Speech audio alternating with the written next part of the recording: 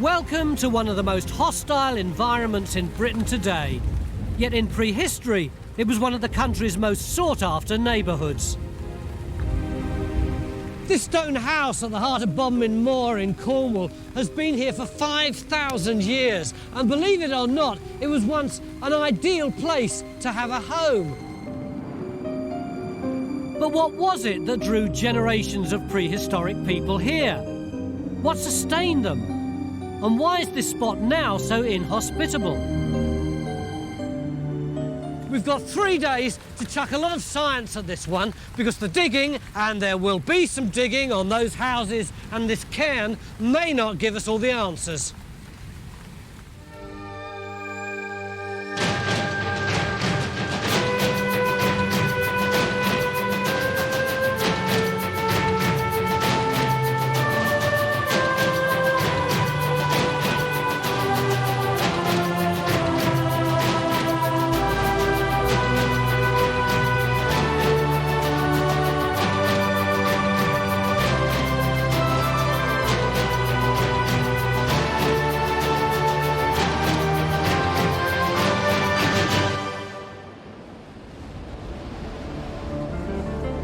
Cornwall. Behind one of the wildest and most romantic coastlines in Britain lies Bodmin Moor. Barren, windswept, and dominated by huge craggy tors, weird granite outcrops that have been sculpted by millions of years of harsh Cornish weather. This is a landscape that's been witness to thousands of years of human history. A recent archaeological survey recorded hundreds of prehistoric settlements here. But no one can say for sure how old they are, or even if they're all the same age. What are we looking at, Francis? Well, this is one of the best preserved landscapes in Britain because it's all on the surface. There's everything here. We're going along a trackway which is probably 4,000 years old, and it's leading up to this Bronze Age building here. Do we have any idea how many people would have lived here during the Bronze Age, Ian? When we carried out the survey, we recorded at least 200 settlements and 1,500 individual houses within those settlements. Now, it's impossible to say whether people lived in them all the time, whether they were contemporary, and whether or not they were seasonally occupied or permanently occupied. But what we can say with certain is there are at least a couple of hundred people up here at any one point, maybe even a couple of thousand. Is this the doorway? It is, yeah. It is eerie, the idea of going into somewhere that's maybe 5,000 years old. What exactly are we going to do here, Francis? We're going to do an excavation, dig a hole, and find evidence that will suggest, yes, this was a house, or no, it was used for livestock, and we'll also date the thing. This settlement lies just under Roe Tor, the second highest point in Cornwall. But it's so exposed that you wonder why people would have wanted to live up here at all. The archaeology, though, suggests that unlike now, this wind and rain-swept moor was once a hive of activity. And if it was a Bronze Age settlement, then we're looking at anything between 1,000 and 3,000 years before the Romans. But it's still only a theory. It's important that we date these structures properly. And we're just the latest in a long line of archaeologists to come here. Helen, we've got a really crisp edge along here, and another one here. Isn't this a trench? Hasn't this place been dug already? Yes, you're right. A distinguished local archaeologist called Dorothy Dudley brought a team here in the late 1940s, and she dug a few small trenches through some of these features, and nothing more had been known until just last week we came upon a box with some more material in it. So it's a case at the moment of trying to put the various jigsaw puzzle pieces together and find out what she discovered. John, all I can see here is moor and big stones. Is there anything that GeoPhys can add to the mix? Yeah, of course there is. I mean, we don't actually know that all of these are roundhouses. I mean, some of them could be stock pens, they could be clearance cairns. If we can identify areas of burning, that may indicate hearths and so help with the interpretation. Then we've got the whole landscape beyond. Well, yes, and the landscape shows up incredibly well on this wet air photograph. We're standing in that roundhouse, and Dorothy Dudley also excavated in that one, and we got permission to dig there. Now, they're on either side of this great big enclosure, and wouldn't it be fantastic if we could prove that that roundhouse and that roundhouse were in use at the same time, in which case this whole thing would be a village.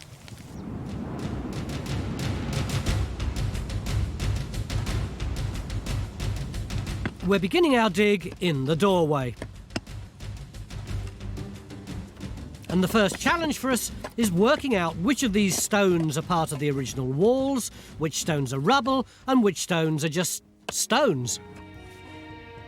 If these were Bronze Age buildings, they would have looked like this. Low stone walls with timber beams forming a conical roof, which would have been covered in turf or even hides. If it was a house, there would have been a hearth in the middle for the family fire. I say if, because 10 years ago, the Bodmin Moor survey assumed all the house circles here were Bronze Age.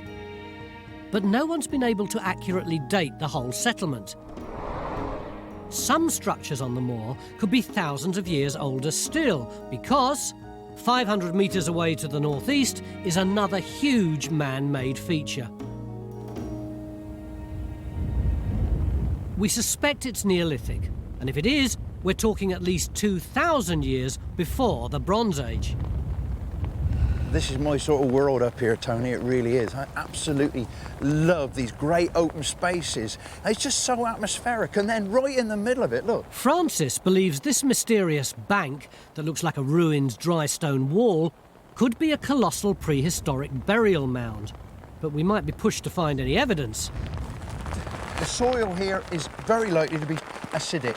So in other words, bone won't be preserved. So what are we going to do here? Well, what we're going to do, we're going to put a couple of trenches where people have dug holes in the past. So here, during the Second World War, this is a training exercise. So tanks used to come thundering through here. So this time, Time Team's going to thunder in, and we're going to knock a hole in here on the side of the trench, and then we'll put another one up here where there was also another track.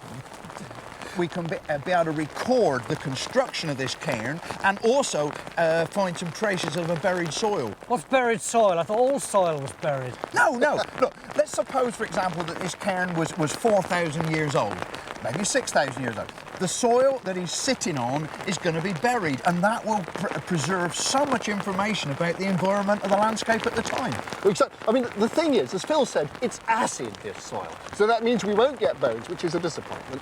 But we will get pollen, and that will tell us an enormous amount about the environment, trees and grasses growing in this area.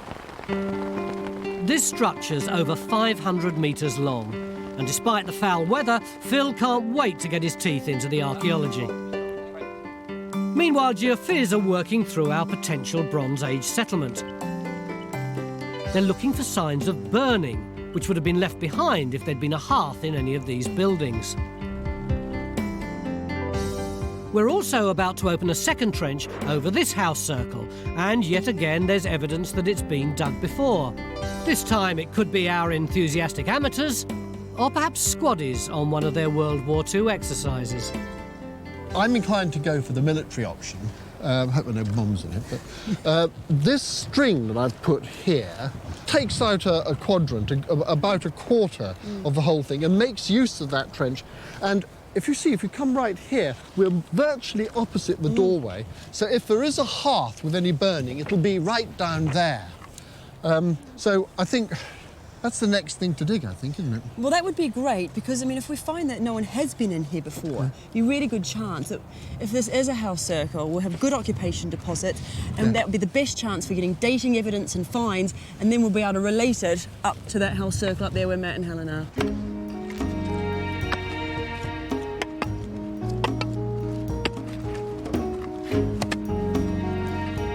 Up on Phil's trench, it's difficult to see how he'll ever make any sense of this huge pile of stones. But at least he's happy. Rapture? Yeah? What's the weather look like? It's looking good. Better than this morning. At least it'll give the old pullover a chance to dry out a bit. Oh, bliss.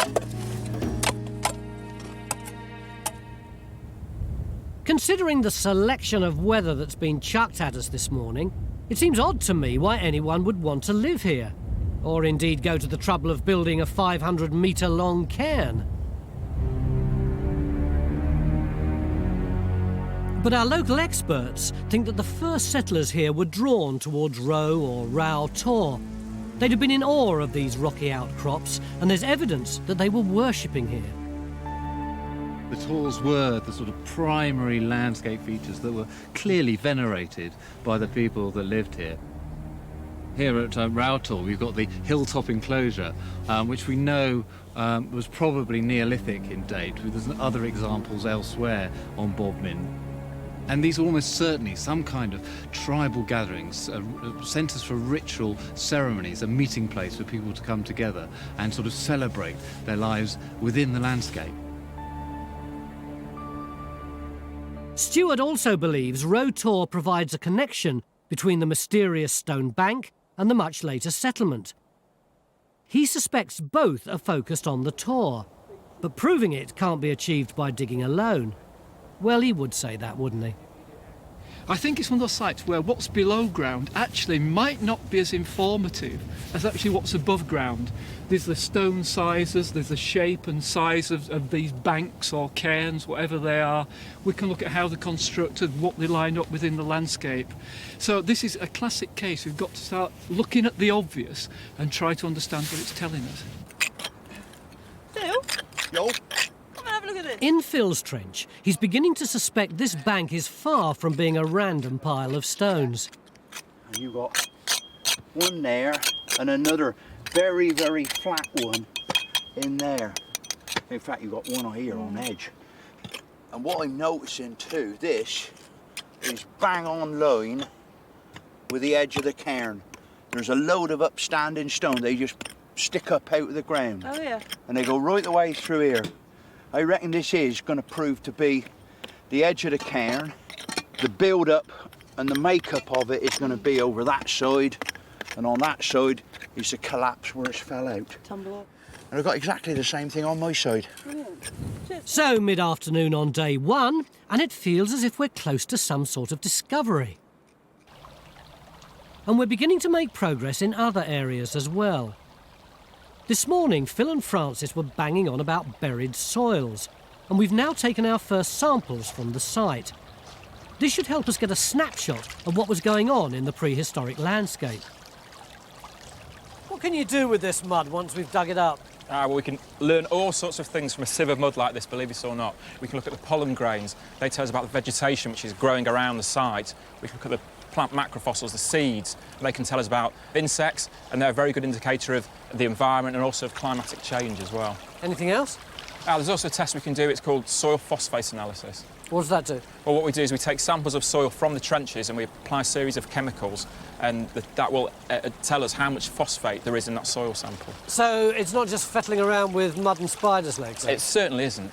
What can you learn? What can it tell us? Well, I've always argued that we cannot understand sites like this without this sort of environmental information. It may not be as exciting as your big walls up there or your big field boundaries or your flint tools, but it's just as important. In our first stone circle, we're still trying to find a hearth to help us identify this as a Bronze Age house rather than a cattle pen. And then there's our other target. Phil's getting more and more confident that this is a purpose-built structure and one of the most extraordinary he's ever dug. And this tiny piece of flint might be the first evidence we have that this cairn is much earlier than anything else on the site. I just get so excited about that. That is absolutely magnificent. What sort of date are we looking at for it up here? Well, much of it is very early, Mesolithic, 6,000–7,000 BC. And I just wonder whether or not it's a tiny, tiny chip, whether they've got, say, a scraper or something like that, and it gets dulled, Yes. and they're actually resharpening it. Well, a lot of the scatters that we get are like that, where you get a lot of flakes and retouching material and not much in the way of tools. And of course, if you've got to bring flint, what, from the coast? That's where we think most of it comes on Bodmin Moor. It comes from the beach pebbles that you get on the coast, about 10 miles from here, I suppose. So, in other words, this stuff is very valuable material. So if you've got a blunt flint tool, it pays you to resharpen it. Yeah. One of the things that I was particularly interested in is where it's coming from. Because what do you say it was, right down in that bottom there, Tracy? Yeah, it's just this dark soil down the dark layer down here. It's quite compacted and dry. See, I wonder whether we're not beginning to get into either the surface that was here when this thing was put up, or whether we could be in the top of a buried soil. Yes, well, that's what we're hoping for, isn't it? Exactly. To get a buried soil beneath this structure, whatever it is. The light here on Roe Tor would have been as dramatic to the ancients as it is to us today. They worshipped the sun and ran their lives by it. And thinking about it, so do we. Despite the impetuous weather, it's been a good first day in our 2 house circles. The diggers have finally got into their stride. Over at the cairn, they're now looking at stones that haven't been seen for thousands of years. And look at this. We're now deeper than the antiquarians got down to, and this surface too is maybe 5,000 years old.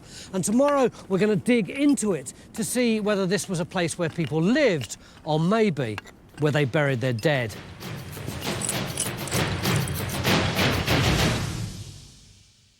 If you'd like to see more episodes like this, you can make it happen. Our new target is to reach 15,000 worldwide supporters on Patreon by the end of 2025. This will enable us to continue expanding the Time Team world.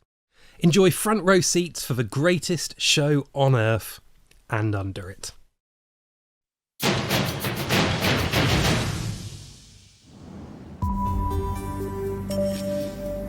Day 2 on Bodmin Moor.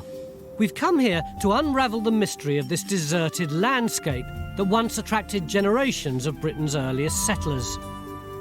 Yesterday, John's geophys results were what we euphemistically call inconclusive. But today you're much happier, aren't you? Yeah, they are. They're quite exciting because we're getting the bigger picture now. I mean, these areas of enhancement at this end of the survey, when you actually overlay them on the roundhouses, they coincide exactly. Whereas at this end, we're not seeing any enhancement with the roundhouses. So what do you think that enhancement might be? Well, the enhancement, I think, is burning, and so that could be hearths. So it suggests that these might well be lived in. And that's right here? Yes, but there is a problem. Dorothy Dudley actually excavated far more of these roundhouses than we thought. It's just possible that we're seeing excavation disturbance. By coincidence, Tony, I actually have her plan here. Now, that one there, with the very high enhancement, happens to be this one, and she doesn't appear to put a trench in it at all. So are you happy for us to dig this house? Because so far, we've only been allowed to dig houses that have already been disturbed. And that's because we didn't want to damage sites unnecessarily, and also to save you time because the trenches are there. But we do want to get the story out of this site, and we do need dates, and hearths give you dates, the potential for dates through radiocarbon dating. This large stone behind Francis here may be the site of the hearth. It would certainly be great from our point of view if we were able to dig, as it were, a virgin circle, wouldn't it? Oh, it would be fantastic, a fantastic opportunity, yeah. Now we can get onto some undisturbed archaeology in our new Trench 3. And with Helen's team still digging Trench 1 and Bridges' team busy in Trench 2, we've got a fair chance of finding the occupation evidence that we're desperate for. What seems to be the floor layer in the house circle. We've also got our environmental laboratory in a nearby farmhouse, where Ben and Emma are examining the buried soils from the site to try to build up a picture of how the landscape looked and how it changed over the last 10,000 years. Yeah, it looked a lot more organic actually in the trench itself. Another archaeological tool at our disposal is radiocarbon dating on organic remains such as wood, bone and plant material.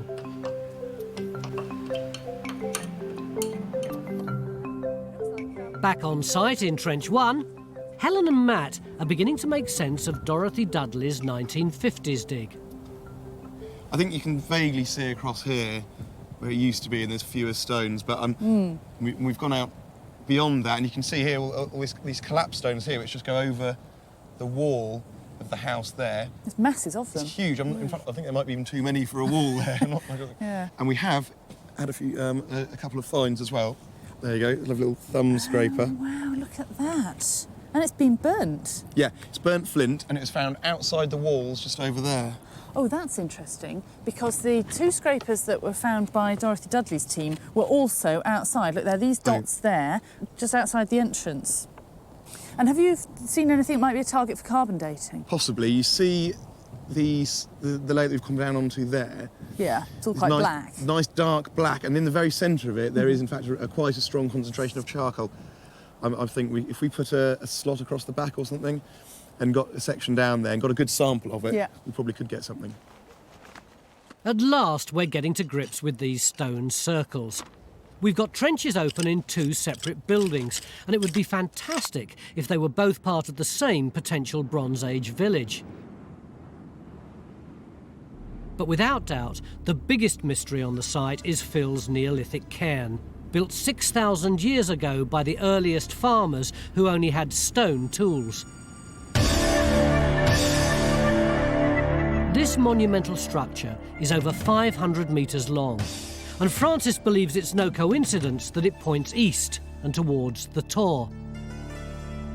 He's also convinced that it's unique in Britain, with only 1 or 2 other Neolithic monuments even remotely like it.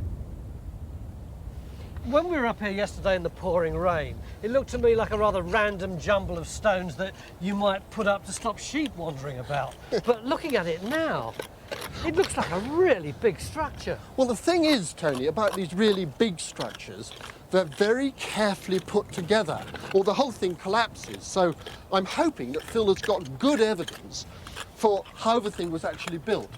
I mean, you can actually see it on the surface, Tony. I mean, if you look up the monument, you can see that there are actually 2 parallel rows of stones running right the way up its length. And we've actually got some evidence of it in the trench here. Look, there's that big boulder which is sticking up through the surface of the grass. And we've got these big boulders coming down here. And actually the infill is much smaller boulders. And if you really want to see the other side much more clearly, look at that whacking great stone in there. Oh, yeah, yeah. So what you've got are these 2 parallel, they're like walls, and the infill is just rubble. They're just heaving stones in. Now, outside of that, we've got more stones, and yesterday I thought that this was tumble, stuff that had slipped off the top and slipped down either side. But when you look at these stones here, look, there's that one, all of those, they're all flat, they're all interleaving. And if stones tip off the top of a monument like this, what they don't do is lie flat. They just kind of tip and jumble all together. So now I think that these stones are actually part of the monument and probably laid in against the sides, really to strengthen both of these walls. So do you think the original shape would have been like a gentle slope and then a flat top? Yes, I think it is. I think it's definitely got a real definite shape to it. What about the buried soil? Well, we're just beginning to get a point where I think we've got it. At the top is this sort of browny grey stuff, but the important bit is this very black stuff. Now that black stuff is the buried soil, but the important thing is that it's underneath this stone here. OK, we've got something that looks like a wall, but how do we know it's prehistoric? Why couldn't it be from any period? Well, it's the formality of that facing which is very, very striking. It's been deliberately placed there, and I think placed there to be seen from either side. And this is exactly what you get around the huge Neolithic burial mounds, the chambered tombs of Orkney and Ireland and all over the place. And that is very much a Neolithic feature, or even an earlier Bronze Age feature. I'm actually quite excited about it, because I think that's as diagnostic as anything else we've found to date. Absolutely. It would have been a heck of a lot of work. Oh, yeah. Well, the whole point of these huge monuments is to bring families and people together from a large area of countryside. So the big monument represents a whole series of gatherings of the tribes. It's job creation. It's keeping the unemployment figures down, basically. To think that people were designing and building structures like this up to 6,000 years ago is mind-boggling. The next big question, of course, is what was the Neolithic thinking behind such a huge monument?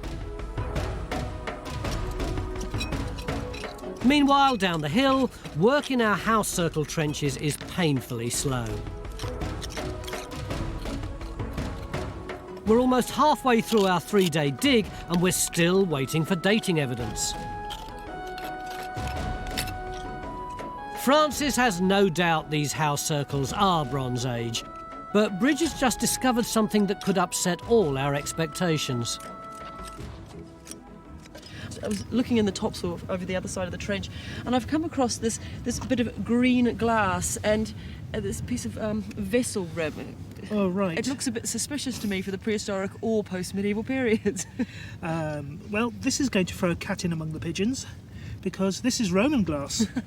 It's the rim and then shoulder with a little piece of white trail slip along the bottom. Oh, I see. It is a little bit lighter just there. That's, well, it's very rare for Cornwall, and I'd say it's about 2nd or 3rd century AD, which is a great surprise. I got to admit, I hadn't expected to find Roman glass out here in the middle of Bodmin Moor. The first really juicy find from these house circles, and it's definitely not Bronze Age. But it does suggest that Roman tourists or pilgrims might have come up here to visit these ancient ruins, anything from 1,000 to 3,000 years after the buildings went out of use. You'll have to deturf by hand because... Raksha's now opening our 3rd trench in the house circles. Go for it! This is the first structure we've dug that hasn't been excavated before, and we've got great hopes for the finds here.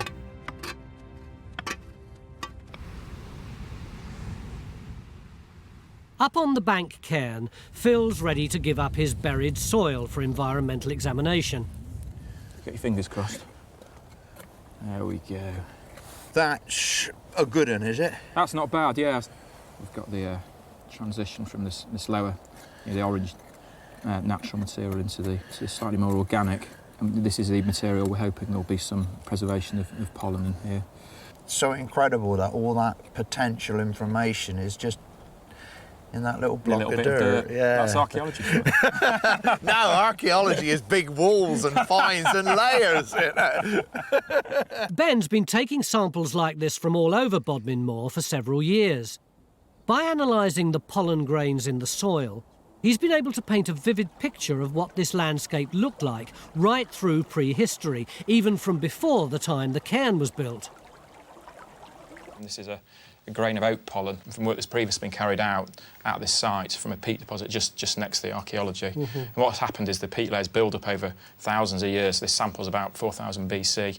Peat layers build up and we can extract samples from that peat deposit, and we basically will count the pollen grains in that sediment, and that will basically give us a picture of the way the environment has changed through time.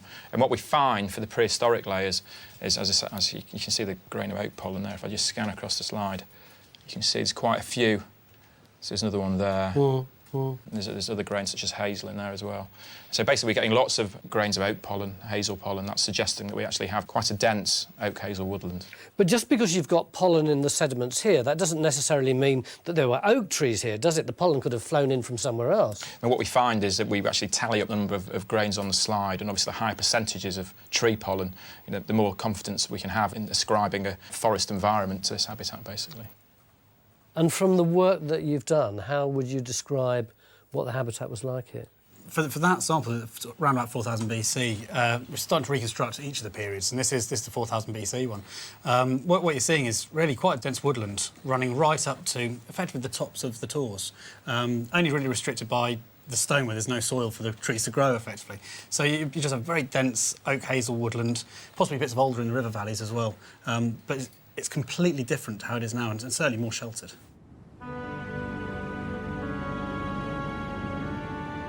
From this work on Bodmin Moor, Ben and Henry have been able to track how man has changed this landscape. 10,000 years ago, in Mesolithic times, hunter-gatherers would have roamed through forests here, searching for food and shelter. 3,000 years later, at the dawn of the Neolithic period, they began to choose places to settle and cleared this landscape to graze their animals. A few thousand years later still, in the Bronze Age, they began to farm on a big scale, clearing even more of the woodland. So when did people start chopping the trees down? About 4000 BC, at the beginning of the Neolithic. How did they do it? With stone axes? It must have taken forever. Well, yes, that's how we used to think. But we do now know that throughout the Mesolithic, people were managing the edges of woodland using fire. And then every so often the fire would get out of control and burn down a great swathe of land. So they did both, I think. Why did they start clearing the land? Well, the original purpose was probably to clear land for farming. But there are only a few hundred or at most a few thousand people around here then. Surely they wouldn't have needed to use all this for fields. Well, I think there was more to it than that, Tony. And the dreaded word is ritual. Hey! Look, come this way, I'll show you what I mean. Now, look out there, Tony. It's a different world. You can see the skyline, you can see the bank cairn, pointing at the skyline. I mean, if you were a Neolithic person, that would have been the realm of the ancestors. That would have been a special and probably rather terrifying place up there. Francis and Stuart are suggesting that the early farmers cleared avenues through the trees so they could have a constant view of the tor. Although I'm puzzled why they didn't just clear the whole lot. You need to encourage the animals, you need to hunt the animals to feed, and they need things like this to feed on. You'd have to leave stands of trees for the animals. You'd also want to encourage this spirituality thing as well by leaving gaps in the trees to enhance how you view these monuments and so on. So you've got to view it as being a mixture. So whatever this ritual was, it was a balance between woodland and moorland? Absolutely.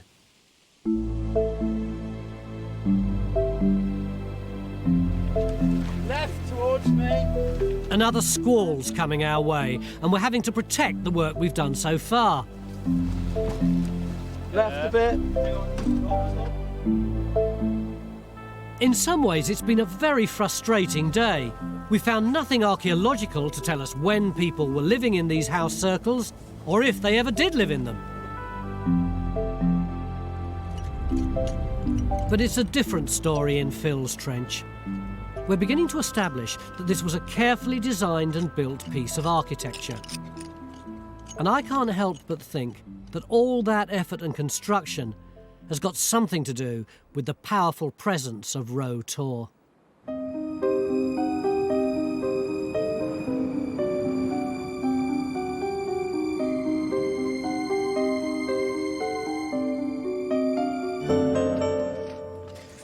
We're losing the light now and the mist's coming in. You can hardly see Roe Tor anymore.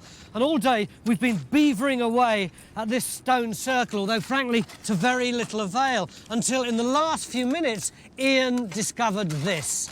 It's a hearth. In other words, people were living here. This isn't just an animal pen or a cairn, it's part of a settlement. But when were people here and what were they doing? Hopefully we'll find out tomorrow. Join a thriving worldwide community of Time Team fans on Patreon. Our new target is to reach 15,000 worldwide supporters on Patreon by the end of 2025. This will enable us to continue expanding the Time Team world with more digs and greater access than ever before.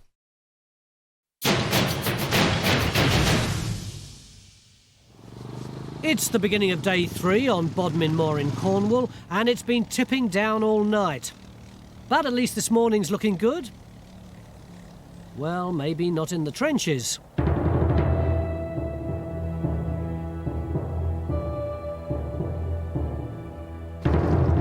Somewhere under here, we're fishing for some clues to help us understand a potential group of Bronze Age houses. We're also trying to work out what the purpose of this massive stone bank is, a structure that supposedly predates the houses by at least 2,000 years. The real key to unravelling this whole site is to get dates. Is there any chance that we'll be able to find out before the end of the day? Well, I hope so, Tony. It was under that murky, dark water that Ian's sponging off there is a hearth. And that hearth has got charcoal in it, and that charcoal will give us a radiocarbon date that will fix the period when this house was in use. But science can be fallible, and none of our radiocarbon samples subsequently proved to be conclusive. So actually, the best method for dating these houses will be good old-fashioned archaeology. A piece of pottery would be nice. That should do for time. Over at Phil's Trench, the Neolithic bank cairn is proving to be a far more complex structure than we could ever have expected. So rather than going for a second trench, Phil's decided to concentrate all his efforts on deciphering this cross-section of the monument. In World War II, the army drove tanks straight through this bank. And although this desecration hacks Phil off, there's a big plus. Yeah, it's a veritable arsenal, look. They've been used. That one's got a clearly dented end. Yeah, I don't know what that blue one is. High explosive. But then, of course, we found this morning. Look, these barbed wire, and that's in amongst the stones. That's the consistent thing. It's all in amongst it. All loose, amongst rubbly stones. Loose, voidy stones, yeah. These World War II finds confirm that some of the loose stones on the sides weren't part of the original Neolithic structure and must have been redeposited when the tanks breached the cairn. That one's a really interesting one, actually. In the lab, we're adding to our picture of the landscape as it looked when it was first farmed. They're dung beetles. Where'd you get them? We got them from the section where we were doing the processing in the stream. And what do they tell us? They actually tell us about the environment. They're telling us that there were animals grazing in the area when the deposit was formed.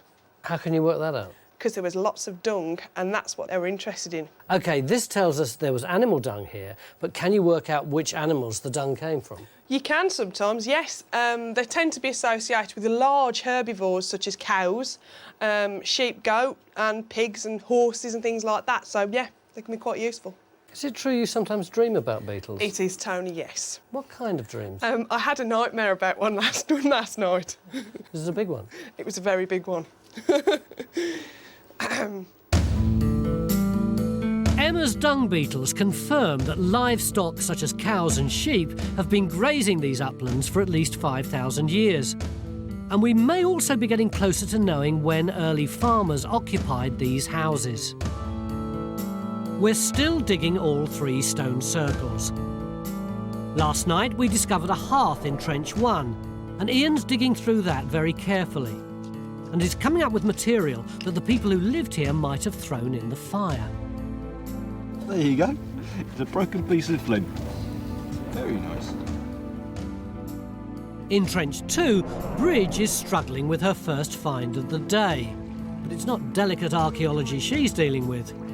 Oh, sorry, that was really tricky.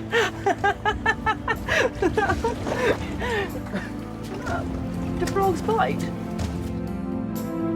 In Trench 3, Ratcher's nearly ready to lift some of the stones. This is the one house circle that hasn't been dug before, and underneath we should have intact Bronze Age archaeology. We've also found a scatter of stones in all 3 of our house circles. And Francis is sure it's not a coincidence. This is a house. I mean, little doubt about that because there's a hearth there. But you look in front of you here, there's a large heap of rocks, and that heap of rocks looks for all the world like a cairn, and cairns are normally burial mounds. It's a bit strange turning your house into a burial, isn't it? And it is possible, of course, that there is a burial here, a dead person beneath that cairn, but it's also possible that it's a cairn to the house, to the life in the house. What do you mean by that? Well, it's very difficult to leave a home, isn't it? Especially if you've enjoyed living in that home. If you've enjoyed being on Rotor, you're leaving it forever, you turn the house into a cairn, turn it into a monument. Oh, it is a lovely idea, that, isn't there? Is there any way we can test it? If we carefully unpick this cairn, we can see whether it comes after the house or late phase of the house. It could be that they make the house a monument, but they may also be burying artefacts of life. The artefacts they use, like pot and other things in the house, could be found underneath the cairn, decommissioned in the same way. That would be good. Ooh. It's just after lunch on our final day, and at last something's come up in Trench 3 that could focus this whole dig. It's a small sherd of pottery. And this could be the first piece of evidence that puts our house circle firmly into the Bronze Age. Carl, I'm so excited about this because this is the first piece of pottery we've had in this trench. Well, I think you're very right to be excited. This is Bronze Age pottery. It's what we call Trevisca ware here in Cornwall. It's dates from the Middle Bronze Age, so yes, this is a very exciting piece. And I've just noticed on the interior, if you look carefully, you can see the black area. Yeah. That's actually internal residue, and that's the last meal that was cooked in this pot. So we're thinking it's about 1500. Yeah, it's around about 1500 BC. It's odd that something that looks so insignificant can tell us so much. This piece of Cornish Trevisca ware confirms this was a Bronze Age home. And what's more, we know they were cooking here 3,500 years ago. Back in the farmhouse, Ben and Emma are beginning to run tests on some floor surfaces from the house in Trench 1 and material from Phil's cairn. Organic matter, such as discarded food or animal dung, rots down and leaves phosphates. animal dung was commonly used as fuel in Bronze Age houses, and by running these tests, it could give us an indication of the level of human activity. Oh, look, you can see it going already over here, which is always good. Oh, yeah. You can just see here, you see the sort of blue halo we've got developing there. Mm. Now, the faster the sample goes blue is also meant to be a sign of high levels of phosphate. So if we keep an eye on which samples are going quickly... It's quite interesting, that's because of the hearth. Ah, now there you go. Because? Well, obviously, sat around the fire, just waste, rubbish being dropped onto the ground, and that persists in the soil over the millennia, basically. Emma, what are your initial impressions? Basically, we've got the hearth sample that's gone very blue, very quickly, lots of phosphate, lots of activity.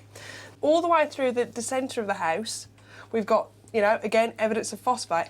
And even outside of the door, and that's really gone quite blue, and that went quite fast, didn't it, Ben? Yeah. Again, we've got evidence of phosphate. On the lower line, there are 3 that have hardly any phosphate at all and one with just a tinge. Where were they from? Phil's trench from the bank cairn. As you can see, we're not really getting much evidence for phosphate, high phosphate levels in those at all. So, you know, clear distinction between the different trenches in terms of the concentration of phosphates in the soils. This is the sort of science I can really identify with. These organic remains have been locked in the soil for thousands of years. The phosphates also tell us there was little human or animal activity near the cairn. It was possibly a place kept sacred to the memory of the ancestors. Back on the moor, real archaeology is catching up with the science. Bronze Age pottery seems to be coming up everywhere. In Trench 1, Matt's found some more near the hearth. For 2,500-year-old pot, this is really special. It's got that decoration on it, hasn't it? Yeah, where the cord's been pressed into it. Yes, it's Treviska ware. It's exactly like what Carl was showing me earlier on. That's sometime in the Bronze Age, isn't it, Francis? Yes, it is. It's in the Middle Bronze Age, to be precise, between roughly 1500 BC and 1000 BC. Right. And this is another piece, also of Treviska ware, but I think slightly classier, that Yeah. one, with the cord-impressed chevrons, zigzags. Absolutely. And that came from Rackshaw's trench, along with another little Right. bit in here.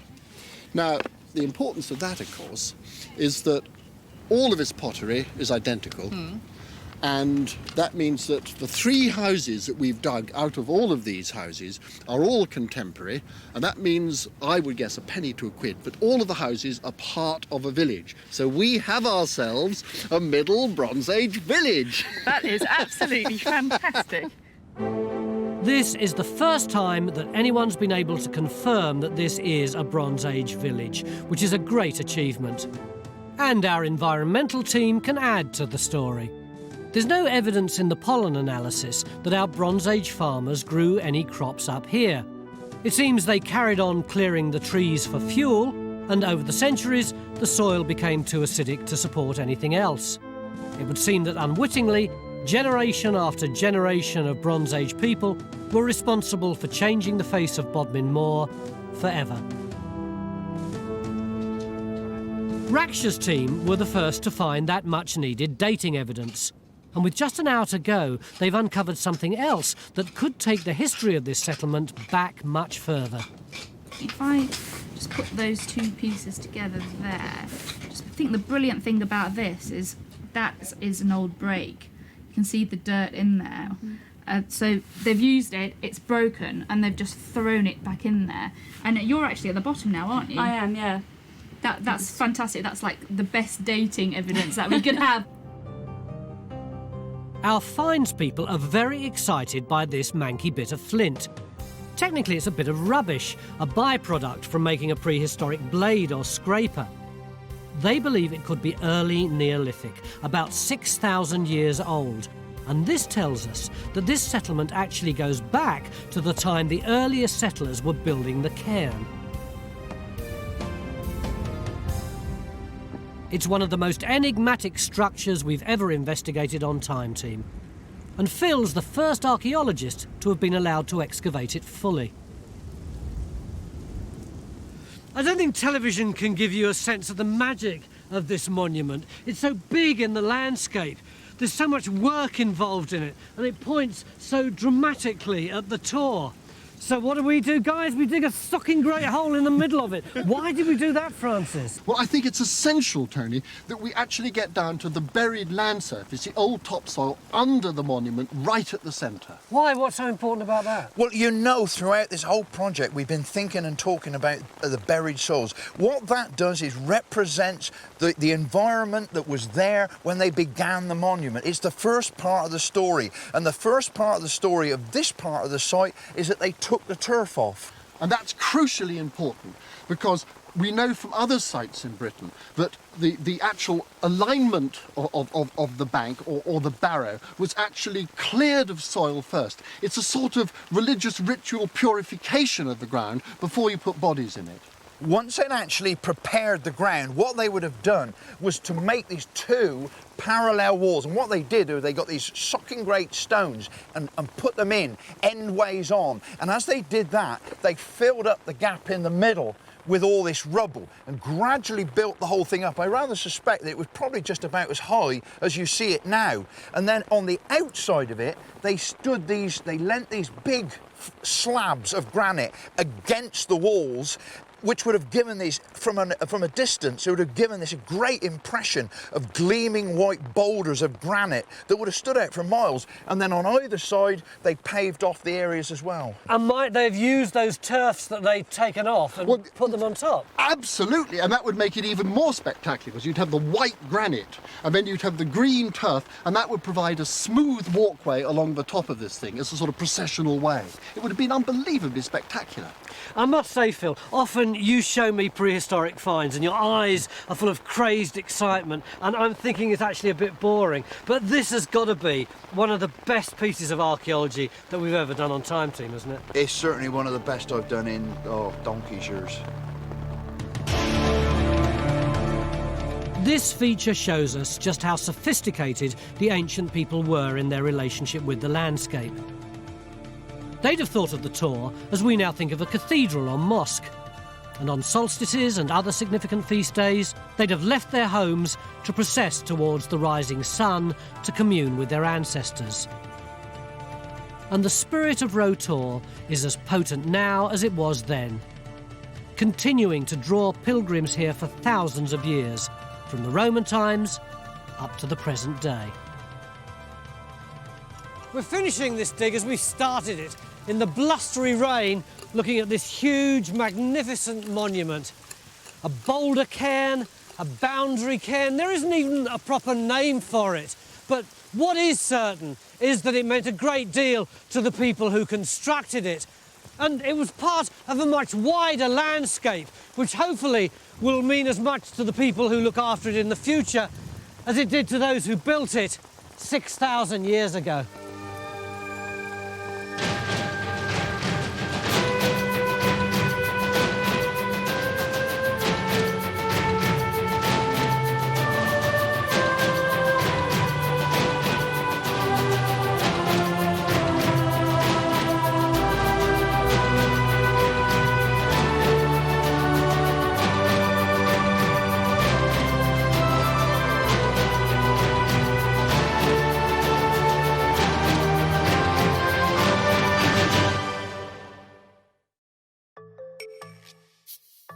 Join Time Team on Patreon to access exclusive 3D models, masterclasses and behind-the-scenes insights.